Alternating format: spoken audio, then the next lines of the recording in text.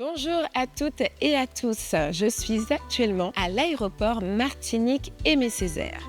Ici, récemment, des travaux d'envergure ont été réalisés afin de doter la Martinique d'un aéroport plus performant et optimisé, notamment à travers des travaux d'extension et de modernisation de l'aérogare passager. Je vous propose d'aller rejoindre Madame Nathalie Sébastien, présidente du directoire de la SAMAC, pour plus de précisions.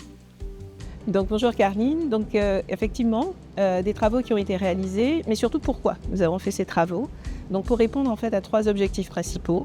Une mise en conformité en termes de sûreté parce que les normes de sûreté ont évolué et donc nous avions l'obligation notamment sur le contrôle des bagages de soute de pouvoir être en conformité au 31 août 2023. Un objectif également en termes de qualité de service et en termes d'expérience passager. Les études que nous avions pu réaliser nous ont montré que nous étions sur une qualité qui était très dégradée. Quelques exemples, des files d'attente interminables pour passer les contrôles police et sûreté, une salle d'embarquement où les gens parfois étaient obligés de s'asseoir par terre. Et troisième objectif, un objectif de capacité, donc de façon en fait à pouvoir accueillir ce trafic qui était en croissance. Pouvez-vous nous indiquer concrètement comment ces travaux vont améliorer l'expérience des passagers ? La première chose en fait sur laquelle nous nous sommes concentrés, c'est pour fluidifier le parcours passager, de façon en fait à ce qu'il y ait de plus en plus d'éléments de digitalisation qui lui facilitent finalement cette partie du voyage qui est souvent la plus stressante. Donc concrètement, ça veut dire quoi ? C'est plus de bornes de libre service qui vont lui permettre de faire ses formalités en toute autonomie. C'est également l'installation de dépose-bagages automatiques pour vraiment aller jusqu'au bout du processus. C'est aussi au moment de se diriger vers la zone de contrôle police des e-gates, donc en fait des contrôles automatisés qui vont ne laisser passer que les passagers qui sont effectivement amenés à voyager. Et également l'installation de paraphes qui vont permettre de faire les formalités de police, là aussi en toute autonomie. Après, c'est vrai qu'une fois qu'on est en salle d'embarquement, l'expérience passager, c'est aussi la possibilité de pouvoir continuer l'expérience Martinique et faire des achats. Donc une offre de commerce, une offre de service qui a été revisitée, donc à la fois en salle d'embarquement, donc avec un duty-free dont la surface a été multipliée par 3, donc plus d'occasions de faire des achats, et également une offre de restauration élargie.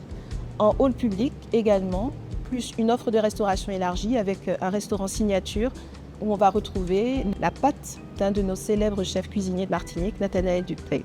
Madame Sébastien, vous occupez la plus haute fonction au sein du directoire de la SAMAC. Quelle est votre vision pour l'aéroport Martinique-Aimé Césaire dans les années à venir ? Donc ma vision pour cet aéroport, d'en faire véritablement un pôle d'excellence et de performance. Et ça se résume très bien dans ce motto qui caractérise la SAMAC, l'excellence caribéenne connectée au monde.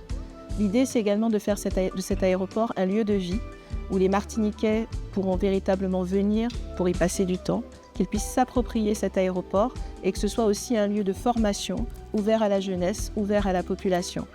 L'autre enjeu, indiscutable pour les acteurs du transport aérien et pour notre territoire, c'est l'enjeu de la décarbonation.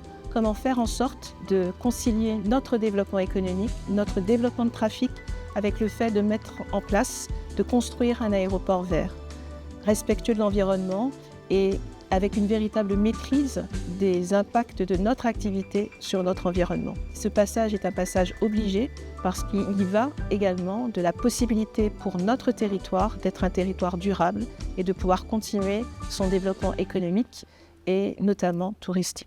Merci beaucoup, Madame Sébastien, pour cet entretien enrichissant. Je vous souhaite beaucoup de succès, bien entendu, dans la réalisation des projets à venir.